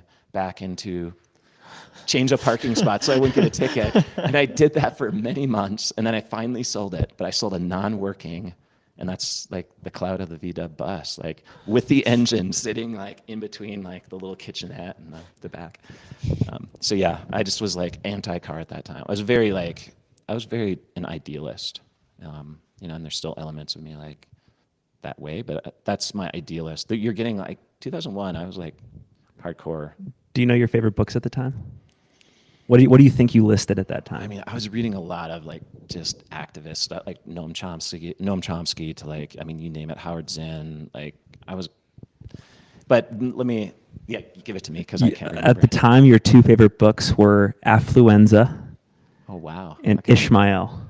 Wow. Yeah, because they were like, it was this like, I was like delving into a lot of like Eastern philosophy question, like, just going a deep dive in terms of like what I was doing as an ultra runner, like, and what I was studying, like when I'd go to yoga, breath work, all this different stuff. So they were like these books that were recommended to me. And I think you asked me like, yeah. So I know nobody's probably read those, and they were just like books at the time, like I was really like learning from. You think you're less of an idealist now? You have to start, I think you can become jaded, and like you have to be somewhat of a pragmatist to be like, okay, I wanted things to change. Young Scott Jurek at 2001, what was I? 27, 28. And I think I was like, things need to change. We need to like do things differently. More people need to be like living like myself. I lived in a pretty affluent city at the time, and just seeing like that affluency. And now I live in Boulder, which I avoided like the plague back then. I never even went to Boulder until but now it's like, okay, we can't just live like ascetic monks or, to live this life. And to me, it was like ultra running and like finding a path, trying to do good, trying to like live low on the earth, and I still to this day, like, but I flew out here to come to Western States, like all these things. So I'm like, I don't know, maybe it's my Catholicism upbringing, like feeling very guilty about things. But I always try to like, okay, how can I, like, I didn't travel a lot to races for a while because I was like, okay, I'm only going down to Western States, drive it. Like, yeah, I don't know. I just become like, the realist in me too is like, okay, I can't just live under a rock. Like, I think after ultrarunning, maybe I would have if I had kept being like Scott Jurek of 2001. Or some of my heroes like Chuck Jones, like just disappeared after like doing the things he did for a few years, and I didn't want to go that path. For better, for worse, I don't know. It's like, yeah, living. I don't know, living as someone aesthetic, like cloistered away from like society, has its benefits as an individual, but like I don't think the world gets better by doing that. So for me, I don't know. Hard to say. What was your favorite sport at the time? This is the way this was interesting to me. Well, the way the questions have gone, like, I mean, I don't know. This is like, again, this is just young Scott Jurek, probably just like, again, trying to like put the most outlandish answers. Like, Okay. You got to guess. You got to guess this one. Anything else you were doing from an athletic standpoint, besides like biking and running? Or is this What even? was I Is this doing? even a Or you- real or answer? was this like a tongue-in-cheek? What was I doing? Was this just trolling Ultrarunning Mag? What was I doing then that I would have said a sport? You said badminton. So this is how like wacky I was. Like, I did like. It's funny. I have some badminton rackets. I actually bought some not a few years ago, like 10 years ago, Jenny and I, before kids, and I loved it as a kid. Like, it was like, In the mic up a I little. could never play tennis because I lived out in the country, but I could play badminton. And I used to watch, it's kind of weird why I watched tennis, but I loved watching John McEnroe, Yvonne Lendl, Boris Becker, like, and maybe just, I don't know, harking back, like, but badminton was something I could do. And my grandfather had a net up. It was like the pastime you do in Minnesota in the summer. And yeah, I just always thought, and then watching like really professional badminton was just wild. It's wild how fast people can hit. I mean, it's a bigger racket than say ping pong. Like, ping pong is insane, but even though I didn't watch hardly any of it, I loved the sport of it. And I think because I looked up to tennis players and I could never play tennis because I didn't live close to courts, and it was like a rich kid sport back then. But I loved kind of like watching it, and badminton was like the closest. And I was actually pretty good at it.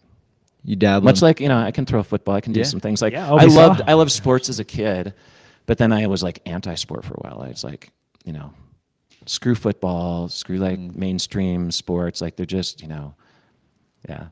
Maybe because I was a Vikings fan and a Minnesota Twins fan. a little salty. And went through some like serious hardcore like depression of like, yeah, and it's like divorced like to this day, even though Jenny loves to give me a hard time. Like, I do not cheer for the Vikings. I could care less. I was like, awesome, the Vikings lost. Like, they're in their place. Like, but as a kid, I grew up like looking up and watching those sports. But then in this era, I just did not follow any mainstream sports. You dabble in pickleball at all these days? See, that's what I should do. Like, that's what I should pick up. But I figured that would make me seem really old. And my kids are like dabbling in a little bit of tennis. See, they're like now in Boulder, like bougie kids. Like, they're on the swim team, and like they also have tennis available to them. So it's like, put them in tennis too. Like, might as well. Like, my son loves to hit balls. He's actually a pretty good baseball player. And it's like, yeah, kids stay out of like running. There's more money in baseball and tennis. Please pick up golf. Pickleball. But pickleball seems like, yeah, I could be like Carl. Golf would drive me mad. Like, I'd start throwing clubs. I'd be like taking divots out of it would like, yeah. But I don't know. Maybe pickleball. But I just feel like that's something I got to do like maybe 10 years from now, 15 years from now. Yeah, that's fair. Nothing against it. I mean, it's pretty wild. It's cool how it's growing. Everybody's doing it. Yeah. I also don't want the lateral. I think the lateral motion. My knees are pretty good from what I know, and my body feels pretty good. So Like, keep it that way. Don't blow anything out. yeah, or just like after doing so much like linear stuff, like, do I want to go lateral? I mean, you hit a pretty nice like crossing around I the don't know, driveway. but it was like a hobbling ultra runner shuffle. Like, It was don't a lot. play that. It was a lot faster than I thought it was going to Oh, be. okay. I thought we were just like and then doing I'm a like little dealing run with the calf. through. Thankfully, I didn't pull anything, but it's like Yeah. coming back from an injury. Now, what other like 2000 circa 2001? Well, a hogwash do you have? here for me? you need to pick the race that it was. So you found out about this race because someone loaned you a DVD about it. And then it became a pretty big part of your career. a DVD or VHS. Either VHS or DVD. Okay, because like This changes the answer. I think Scott's it's looking for yeah, clues. it's like VHS probably. It was probably the Wild World of Sports video. So Jaro, he went by one name back then. Jonathan Wallman owned this running store, and I worked for him. But I also he was like one of the local like running like experts and done so much. But he had this old footage of a Wide World of Sports circa 85, 86. I think he even had Desperate Dreams, which is 83. And he loaned me those VHS tapes, which I totally bootlegged and made copies of so that I could have them. And I would watch those things and just like, that's how I'd like get in the zone and just get psyched about Western States. And I was like, I knew I had to do it. Was that it? Spartathlon. Oh, Spartathlon. Oh, let's see, DVD. Okay. It was DVD then. Spartathlon. So That you did all of your like studying of that race via DVD, Yeah. allegedly, before going out there and doing it. before going, and then I did end up driving the course, but the only way I'd like heard about it or studied it was via, because like figuring it out, and there just wasn't back then. Some races didn't want to put a lot of information on their website. It was just like, we run 152 miles, and it goes from here to here. It like traces the route of Pheidippides, and yeah, I remember getting Greek maps to like try to figure out where the course went. Like there was no map of it, but I was like, okay, I think it goes this way because we have to get over to this like village, and yeah. But the DVD that would have been, but I might have even botched that one. I would be like, what was it? Was it a race in Japan that I did, like the Hasegawa Cup or something like that? So yeah. Was that all the? That was the bulk one. This is just a separate question. I have always like, as I put the pieces together on your career, there's like some gaps in info in my opinion, and one of the gaps is what you were doing after 2013 Leadville, but before AT, and then what you were doing in 2012, because there was like no racing then either. Like if you were to tell a public audience what was happening in those two pieces of time, what were you doing? Well, I was writing a book because my Eat and Run came out in 2012. Jenny and I had moved to Boulder. I was training for UTMB, which was a real, and again, I don't want to like blame it on like, but we had the years of the cancellations, restarts. And I was training with Tony. I moved to Boulder. I was like, I need to reinvigorate my career. So that was 2010 to 2012, essentially. Like 2010, 11, 12, yeah, 3 years. And I think I was kind of in this spot of like, what am I doing with myself? Like, broke the American record in the 24 in 2010. Like, I was still like feeling like I still had it, and tried to go to Leadville in 2013. And much like I tried to go here in 2009, not many people know about it, but I write about it in Eat and Run. Probably had no business doing it, but I was trying to like, I guess I was trying to like will myself to like the Scott Jurek that I once knew. I hate to like talk about myself in another tense, fine, yeah. but like I probably was like kind of like floundering. And not because, but I was doing other stuff. I was going to events. I wasn't like, oh man, I don't want to be around running. I was doing stuff, but I was like, what do I do? And it was kind of like Jenny. That's where she was just like, I talk about it. Like Climbing with like Dean Potter.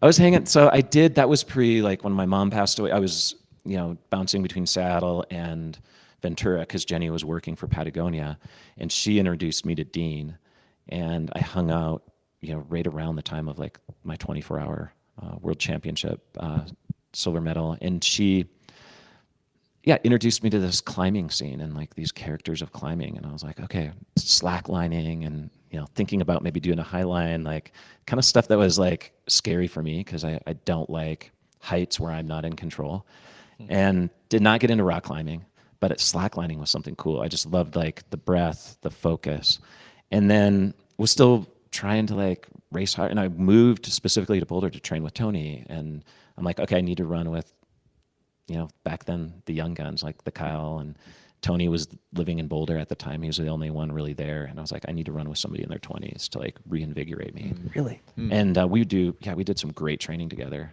Grand Canyon, right? It was right, right before, 2010 when he came here. He was like training with him and just landing in Boulder, like driving in. Like, oh yeah, 2 days later, running like 30-mile training runs with Tony, and he had done like 2 other green repeats on top of that. And I was like, damn, you're ready. Like, I knew he was like, and then the rest of that year I was training for UTMB with him. The rest of the season he was training for Leadville.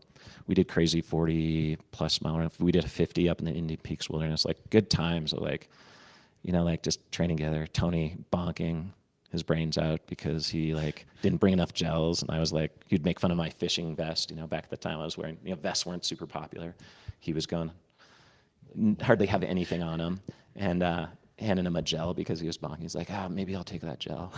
Like that's kind of stuff. Like it was great. And so I was like feeling good and like went to UTMB and just, had some unfortunate years of when things went sideways and didn't really get to see. Would I have like taken out Killian? Probably not.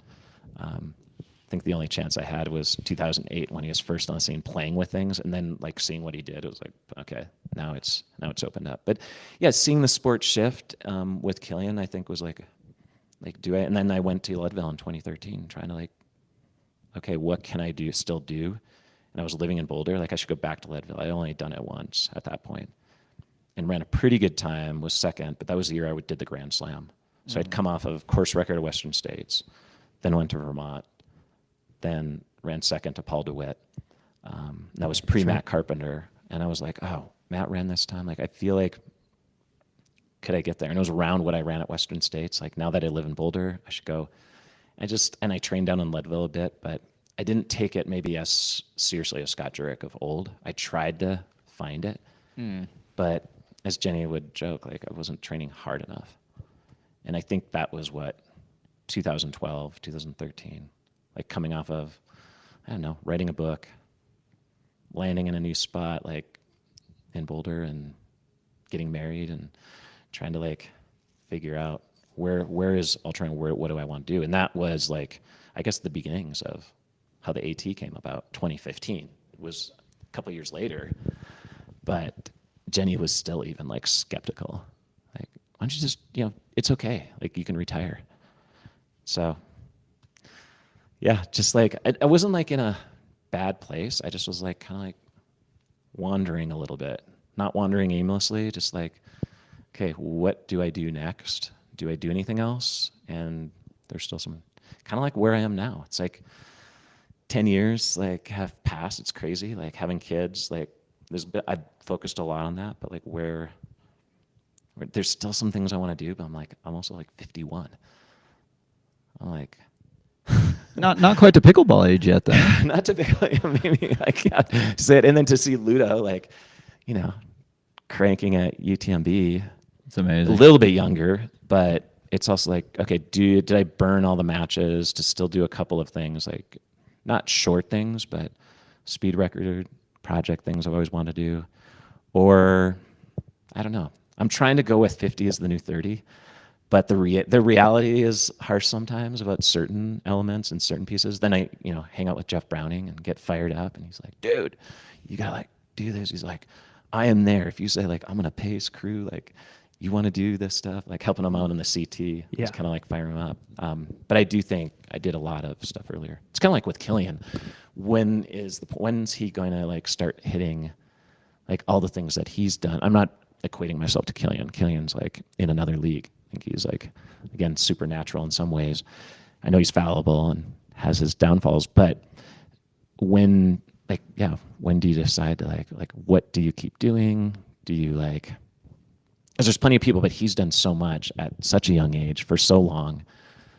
And can you do it? Like Jeff has like kept it going, but he also started a little later than me. Like, I tried to find out like when did Ludo, like what did Ludo do? Or like the Marco Olmo, like running the times he did at 60.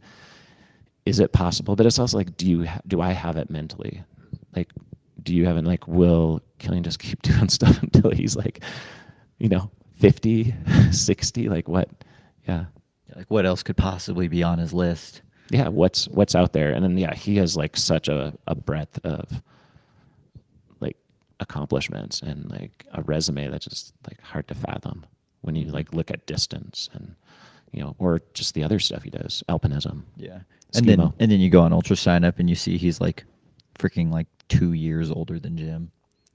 It's like, what the hell? I know. We always think of Killian as a lot of. I didn't get to catch him last night at the awards. I really wanted to say hello because he stayed with me, and actually Emily did, probably like the earliest in their relationship, and stayed in an honor couch, and hung out. He was doing his video series of running with the legends, and then run with Pablo Vigil, and that was like some cool times to hang out with him. But it's so funny. To think, in my mind, I still think I was like this young kid, and like what he's done, and that's why I think you can't. I don't know. I think when push comes to shove, he's the master of putting himself to this level. So, well, that brings up a question then. Yeah. Who do you think's going to win this weekend? I mean, it's really hard, and I know going out, there's so many amazing, and I probably have followed the sport a bit more over the last few years. I don't follow it like you guys. It's incredible, what the level, but it's been kind of fun to dip into it a little bit. I don't look, like I say, at online, Strava, Instagram, but try to catch up here and there and try to get up to speed. But it's incredible. Even with everyone's lamenting all of the runners that aren't on the line, especially for the men's field. But you look at the women's field, it's just incredible, how deep it is. I think there's a lot of people that we don't even look at that could win this race. But it's hard to I think Killian's going to win. I mean, it's not his strong suit, and his age and what he's done would have me hesitate. But I think he has a point to prove. But I don't know. It's just not his course, but you can't. I think of it as he's the kind of person, and I know